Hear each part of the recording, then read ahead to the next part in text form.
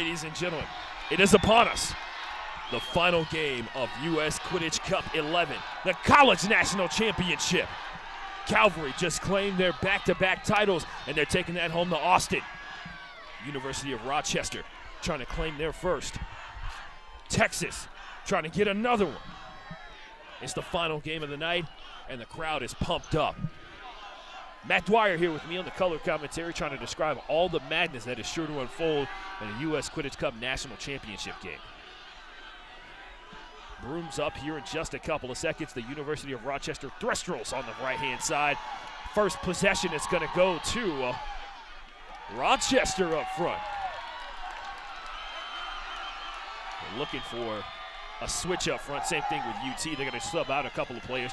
And it looks like they're going to send in Perry Wang, who is known to be a terror with the bludger in his hand. Wang has been huge for this team over the past few years. None so more than this season, certainly. He is certainly a handful, probably 2 or 3 handfuls.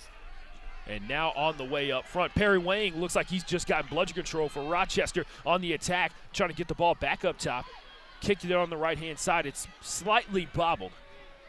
Rochester running the perimeter, and a beater up front, and it's actually, believe it or not, there's a bludger that's been thrown off pitch. Eddie Molina running towards one right now. There's 2 of them that are off pitch.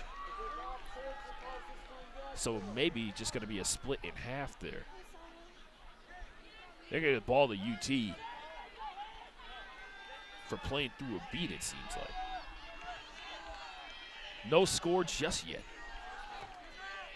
There are 2 bludgers off the pitch, and Matt, the rule says one is going to go to each beater, correct?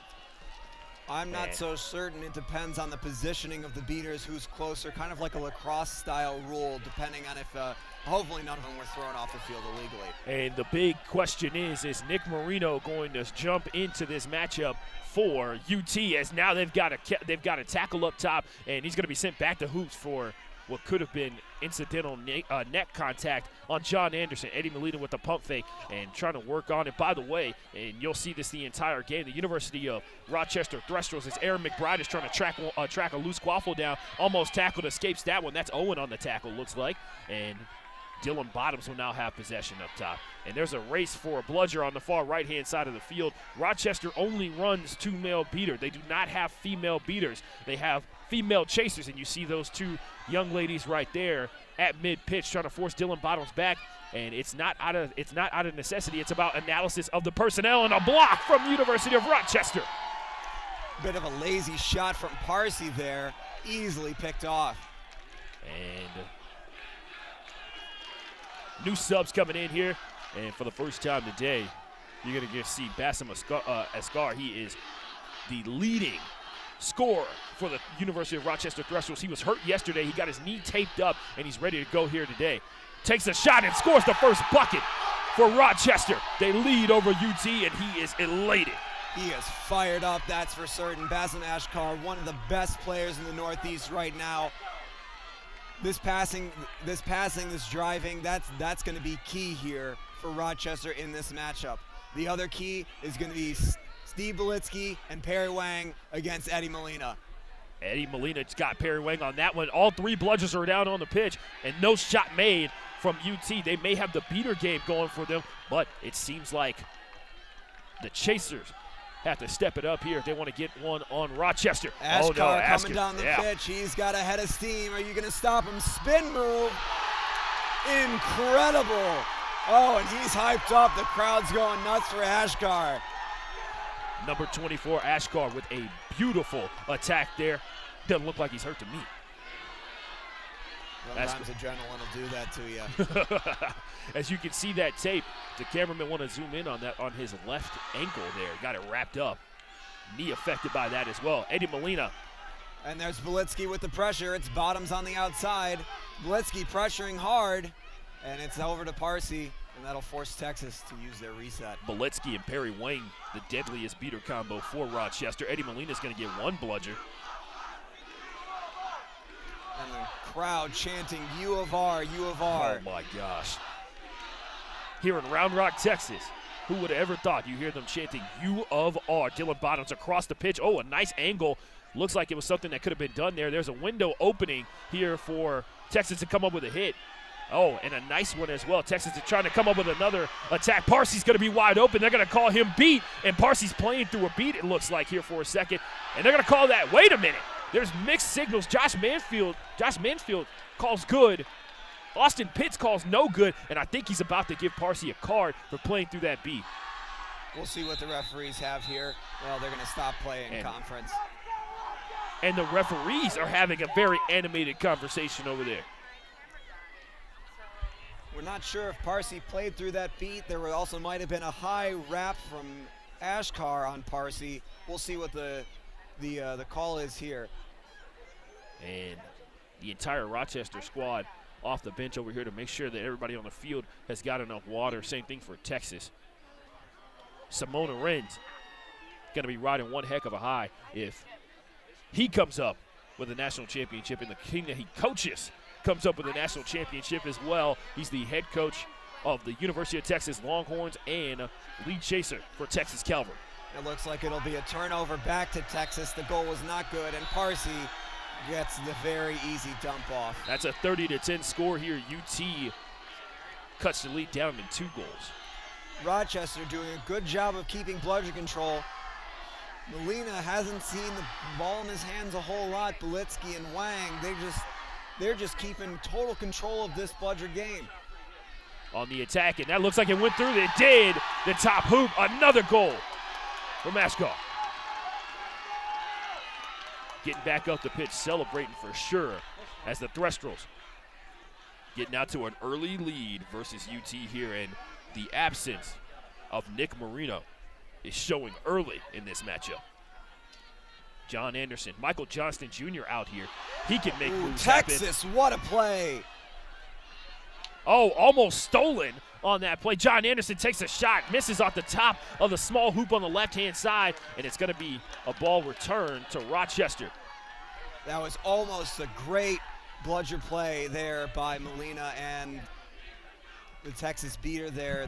The beating core really had a Wang and a pincer movement right there, trying to get the ball away from him. He was able to recover, but that was an incredible good play. Back-to-back buckets for Rochester in this game. Will they be able to quell the momentum of the University of Texas Longhorns? Michael Johnston Jr. got to bring the ball up the pitch. Pretty experienced player on top of that. When he's in open space, cannot be taken down very easily, not to be taken lightly at all.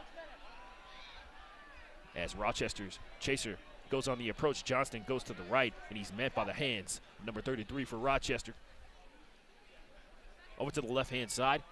It's going to go to Parsi. Parsi going to have to swim over the extended hands. Parsi getting wrapped up by Owen. And a nice stiff arm, and Rochester has a chaser down. Ooh, that's a big problem for Rochester. Owen has been key to this offense. And Owen showing no fear in terms of engaging bigger players whatsoever. And the medical staff will get onto the pitch. And it looks like, with the way we heard that thud from way over here, and we have headphones on, Parsi not picking up Owen. Owen was trying to engage him, and to clear her tackle, he stiff-armed her off of his body, and she slammed into into the ground here at the Round Rock Athletic Complex pretty hard. So hopefully just the wind knocked out of her, nothing too serious, so she can return to this game. If I'm Texas right now, what I'm thinking is you have to shut down Ashkar, right? Yeah. However, when you have the duo of Wang and Belitsky blowing up your defense and causing pressure each time, how are you going to do that? And like you said, with the beater game, until the beater game is stopped up front, and you have to imagine how long does Tate K stay on the bench for UT until he's forced into action along with Eddie Molina and have to challenge against Perry Wang and Belitsky, like you said, to even just neutralize them, not to even win the beater battle up front, to be able to neutralize them and get it down to Texas' ability to make tackles up front. But Ashkar's so large in comparison to so many other chasers that are just as fast as him. And so he makes him a dual threat, the speed and the power. chaos mode here for Texas Beaters as Parsi shoots through, he misses. Anderson with the rebound, he misses, and then finally Texas is able to put it in.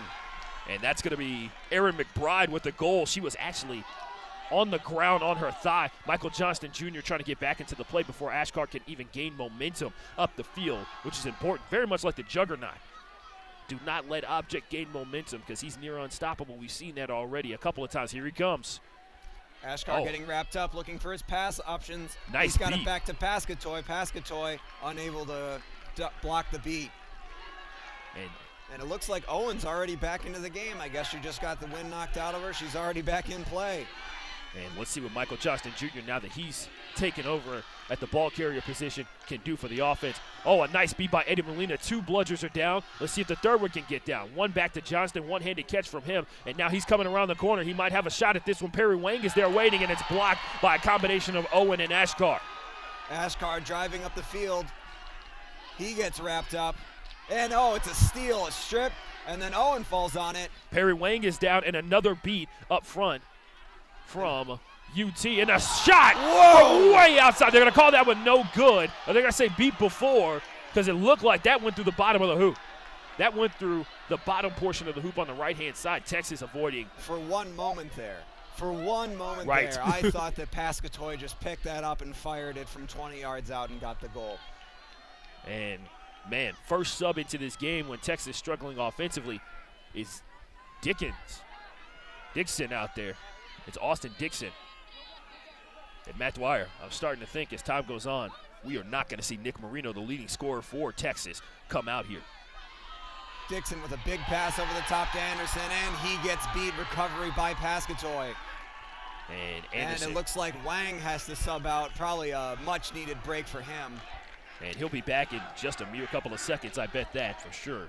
He's going to get a little bit of a break, but Eddie Molina having to go to war here with the beater battle up front as Quam is going to come into the game here. He's pretty good himself. Eddie with a toe touch.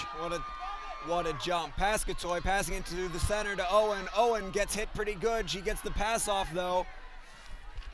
And over there behind the hoops, it's going to be another throw up front. Rochester might have a chance to reset. No. Austin Dixon's going to get a run. It's Dixon. Dixon's running in.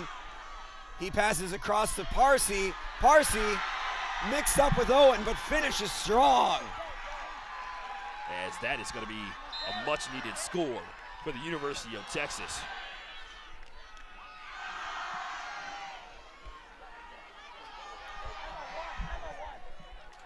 .30-40 here. Oh, 30-30 according to the official scoreboard. 30-30 up here. Rochester catching all the momentum for sure.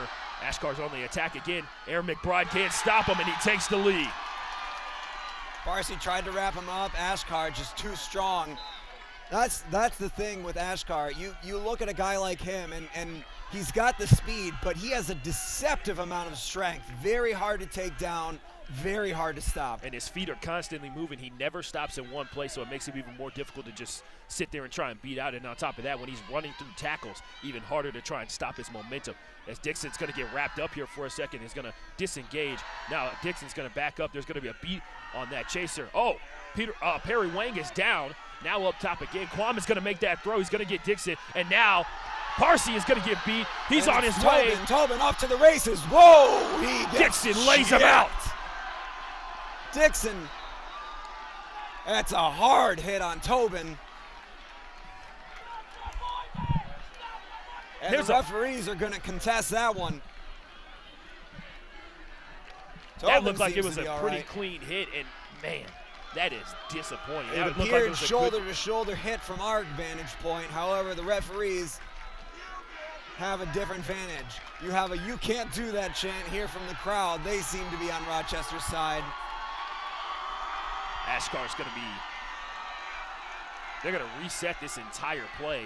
Perry Wayne got beat. And it looks like there's a no call, and indeed that was a clean hit. That's Quam. Rochester captain not too happy with that call. I mean, when you see, it looks like a violent play, like something illegal should have happened in Quidditch, but at the end of the day, Dixon just ran through him, stopped him from scoring. That was a good, clean, hard hit.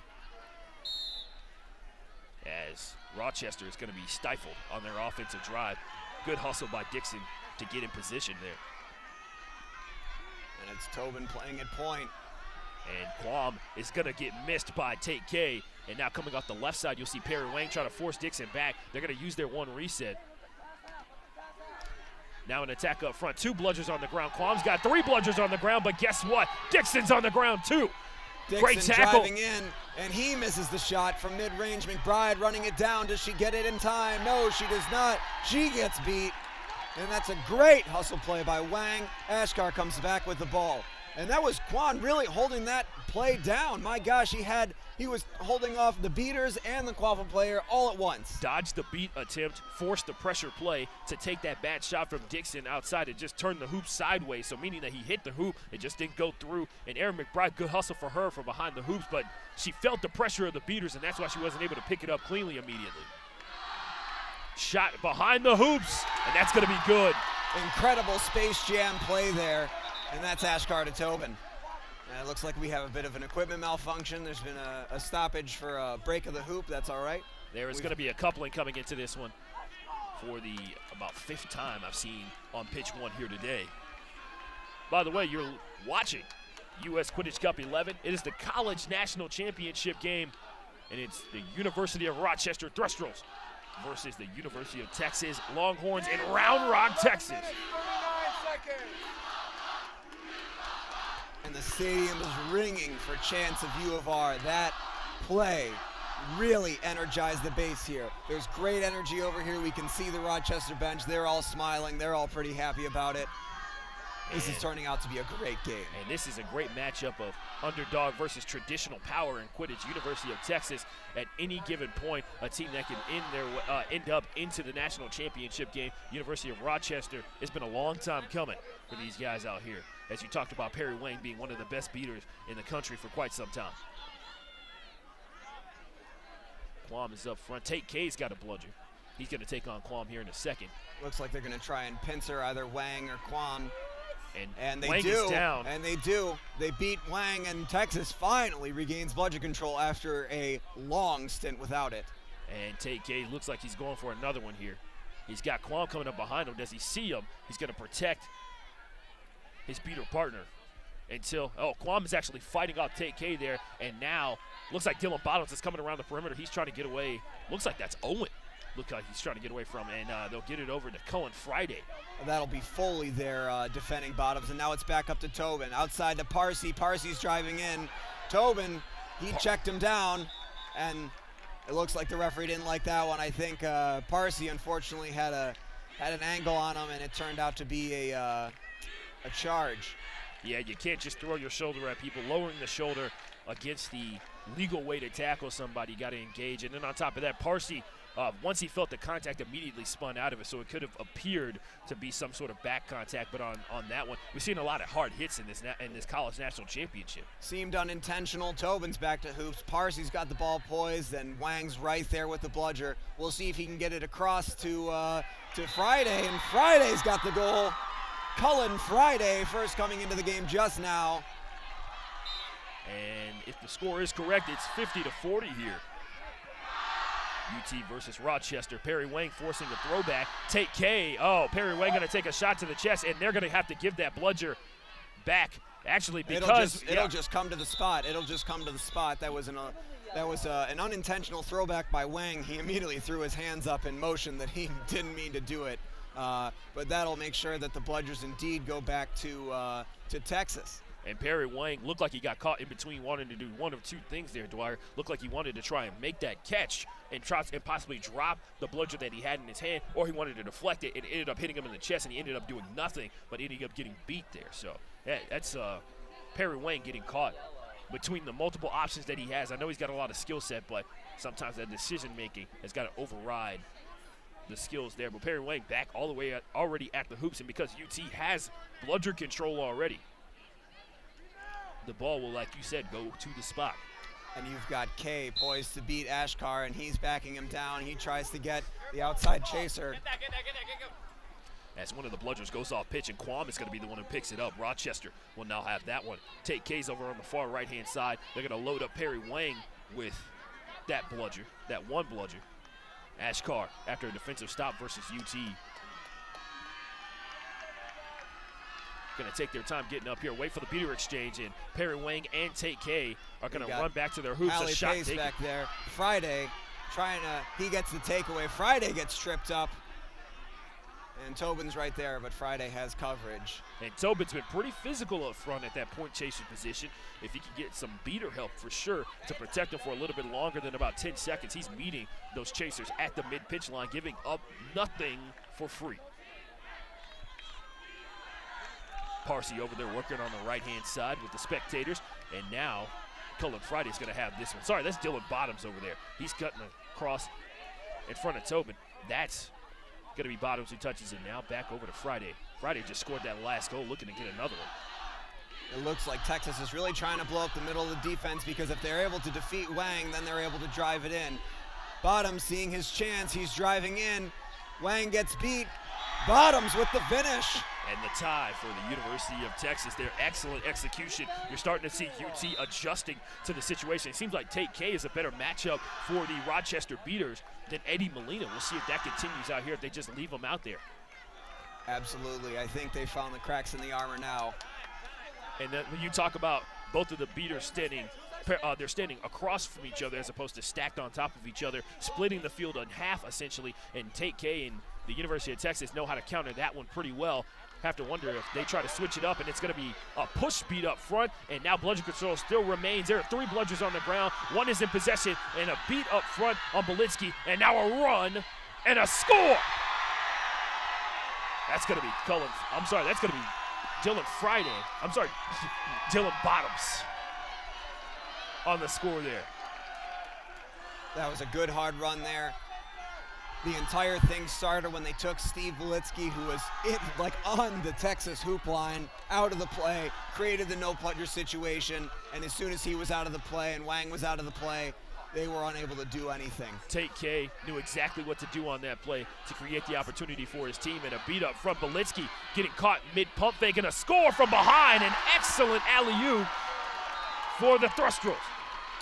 Great play there, great feed by Ashkar, and a beat. Friday trying to stay on his feet, couldn't quite do it. And off-balance Friday. Belitsky blasted him. And Eddie Molina's back into the field of play here. He's going to beat Owen. And now we see Quan and Belitsky, and Wang is out. And it looks like they'll just rotate between these 3 beaters. And the score's all tied up, 60-all. And Great. Belitsky jumps over a bludger, and bludger control goes back to the Thestrals. It's Owen. She tries to pass through, picked up by DeSalvo. There was a good pass off by Ashkar as he got laid out, but Owen couldn't capitalize. DeSalvo picks up the garbage. Both of the seekers shake each other's hand. Anthony is going to be the seeker here. The last time we saw him on this pitch, it was the Bosnian Bear Sharks Warriors game here, and he lasted well into handicap 2. Anderson going across pitch to, looks like a nice throw over to Cullen Friday. He's not going to come up with it. He's going to try and instead swat at the quaffle there for a second, and a fight for the bludger is going to go towards Texas, and it looks like Belitsky's trying to occupy one of those beaters, and it's going to be over the shoulder on the reach. And Belitsky didn't adjust himself quickly enough, Right. and that might be the problem there. Great defense by Rochester, although you know what? They didn't clean up. They were stopping the shots, but they weren't preventing continuous shots afterwards. Texas had about 3 chances there. You had Bottoms in there, you had Piercy in there. And more Shea as Quam and Ashkar get the crowd pumped up. Morris Shea, the seeker for the Thestrals coming out here. David Huber for University of Texas. And ready to go to work here in just a couple of seconds. The countdown about to commence here, as there's a conversation to be had. Referee's still conferencing here. And the conversation may be about a bludger turnover in this situation, although the bludger was already possessed by the University of Texas. A yellow card would put the Thestrals down a beater, and the Thestrals maybe having that conversation over there just outside the keeper zone. already preparing for that. As Ashkar seems to be talking to some of his chasers there. As Gowan is hanging out. Justin Gowan over there. The Thestrals had an interesting run here. They actually, at the end of Swiss play, were one of the final matches to be had on this pitch earlier, and it was, as the head coach for the Rochester Thestrals says that he hates USQ. That's interesting. Tell us how you really feel. You get heated in these matchups. It No looks doubt. like Belitsky ended up getting the ball at the end of that. And that'll be the release of Hawkins. Hawkins will come out onto the field as just as Ashkar crosses midfield. He's protected by Belitsky. He's got Dinga on the left side. Ashkar, shot won't fall. And they're falling all over it. Dinga gets beat, and Texas with some cleanup. Poor shot by Ashkar, just off the rim. And John Anderson's going to bringing this one up the pitch. He's back into the game. Last time Texas was on this pitch, they were facing off and had to send John Anderson in at the seeker position versus Texas State. Something I think they're not hoping to have to do again, as Huber, who plays a little beater for the Longhorns as well, has become quite the seeker throughout the course of this tournament and throughout the course of his career as well. I don't know how they're planning to do that, though. With Huber in at seeker, they've got both Molina and Kay in at beater. And Quam is going to beat Huber on the back and send. And Sheo's coming in. He's going hard, but Molina's got the coverage on the snitch. Anderson in the center of the field. He's covered by Belitsky. Now Belitsky gets pulled away, and Anderson's just going to run free. Bassem Ashkar can't get the wrap, and it's an easy goal for UT. And UT is going to take the lead, breaking that 60 all-time, make it 70-60 here. And this is going to be the difference right here. Can U of R be physical enough to stop these Texas chasers? If they can't, Texas is about to run away with this game if the beaters have to spend all their time with the snitch. And like I thought, Michael Johnston Jr. is standing by the sub line here in a second, so you have to imagine him entering into the game is going to change it up, especially as they're trying to run down that quaffle on the hard boundary over there. The Thestrals are going to come up with it. They're going to continue their offensive possession. Ashkar is going to have it. Huber at the midline trying to run away from a beater here for a second. Molina's protecting. And there's no beaters here. Owen spins, tries to stop, and that is a goaltend. And that's going to be And that counted. is a goaltend on DeSalvo. And Simone Lorenz, the head coach of the University of Texas, not yelling at the official, actually yelling at John Anderson.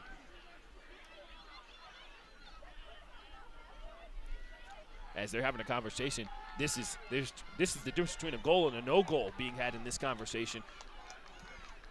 Yeah, and like you said, the change of the game, bringing it on the snitch line, the goal is good. Thestrals will tie it back up, but like you were saying, Dwyer, this game has changed up.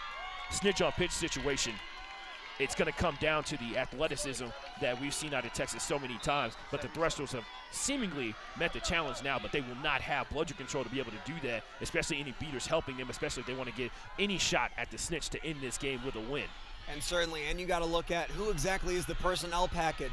We haven't seen Ashkar sub out for the past 15 minutes. You got to wonder how many runs he can do, how many defenses he can get through. Meanwhile, Parsi trying to get around Sam Dinga, trying to get around the next chaser, and yeah, he got that one through. I don't know, Ashkar, he might be getting just a little bit tired. I don't know how much longer he'll be able to last and be basically the sole heart of the offense. He's the distributor, he's the driver. You're not seeing it from anyone else. And it's 80-70. The Thestral seeker will be sent back to his hoops yet again. It's going to come down to Perry Wang having to do something that not many people can do. Eddie Molina with another catch off the thigh. Man, that guy is just balling out of control in this tournament.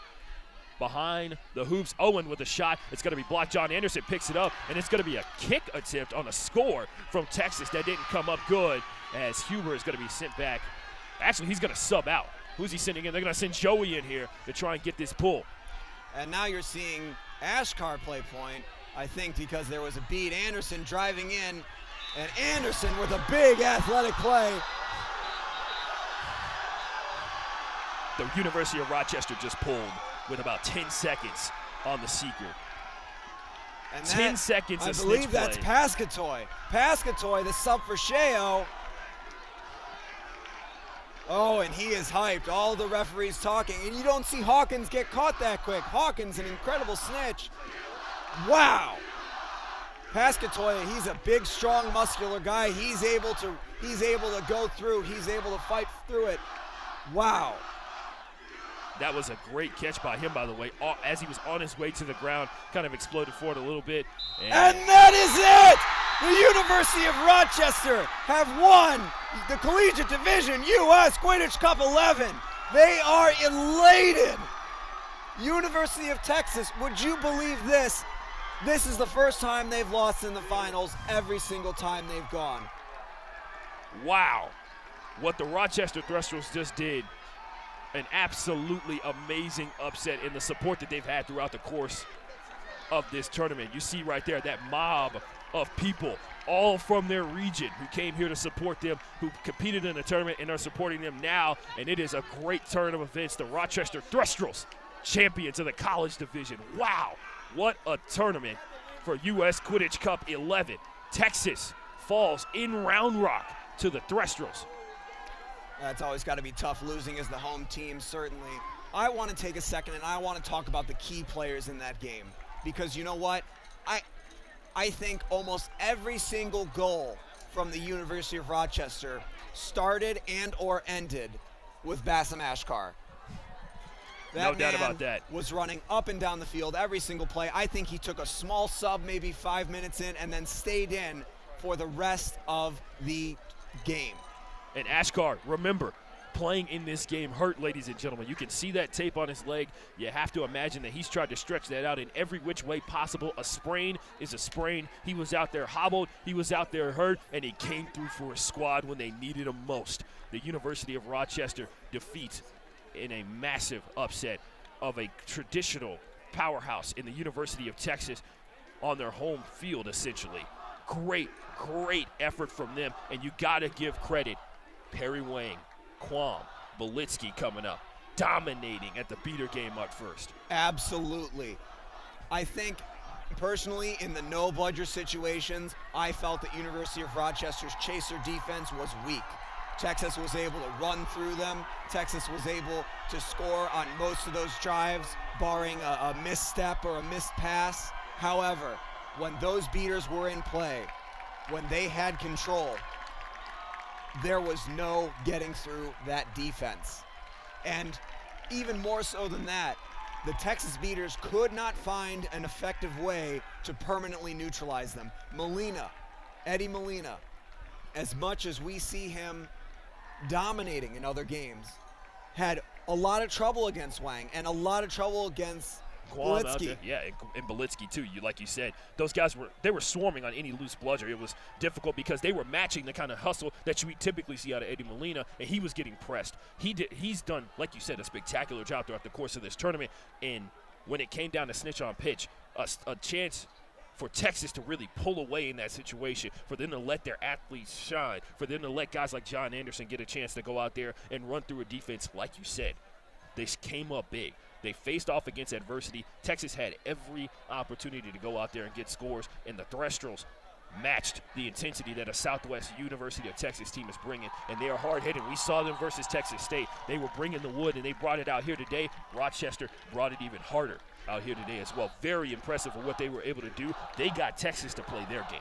Absolutely, absolutely. They controlled the pace of this game from start to finish, maybe even just the smallest little struggle in the middle as Texas finally found some semblance of control with Tate K and Hallie Pace in the beater game. They were able to successfully run some sort of pincer maneuver against Wang to get the bludger away from him, but it only worked a few times.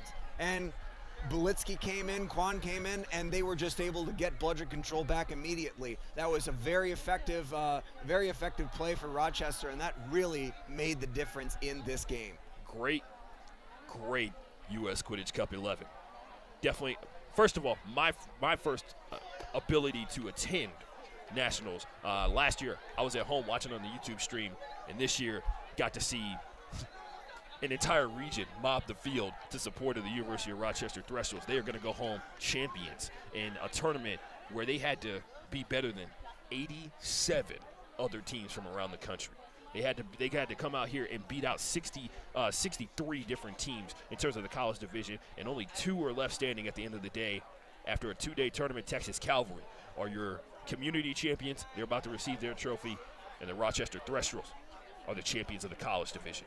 Man, what a journey for them, and what it has been for them. Man, who would have ever thought that Rochester, such a small school, have such a big impact here in this tournament? They've obviously been putting in the work in for a long time, and then on top of that, if you are a fan of Quidditch and you're out there watching it, you see that they clearly have a high Quidditch IQ. They go out there and they execute well, and then on top of that, this gives prudence to the fact that, and this is another thing too, we talk about when female chasers are out there on the pitch, a lot of teams make them peripheral, tertiary options for the offense.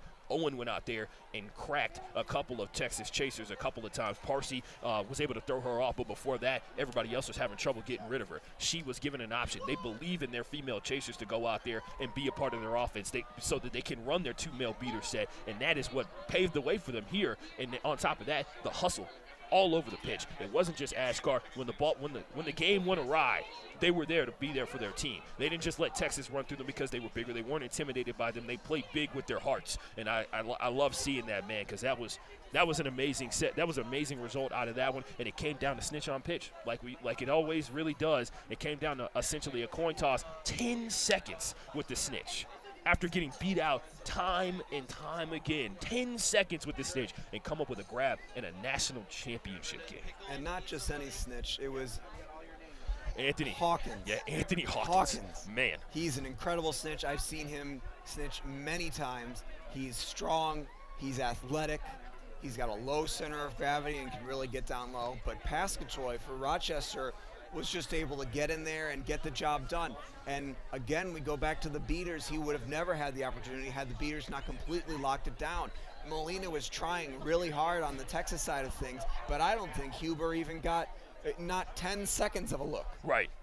And then you talk about Huber and we've seen him come up big for Texas time and time again. He came in versus Texas State, power slide for the win. Smooth as can be. And Texas just comes up a little bit short. They're going to go back to the grindstone. They're going to come back better and better. And like you said, Texas doesn't rebuild, they reload. So have a strange feeling we're going to be hearing a lot from them. And then you talk about Rochester. Man, they went out there and did it. Went out there and did it. I mean, they're probably riding high right now to the point where they don't even believe it. They haven't processed it yet.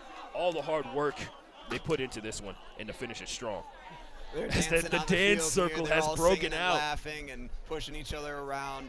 They're elated.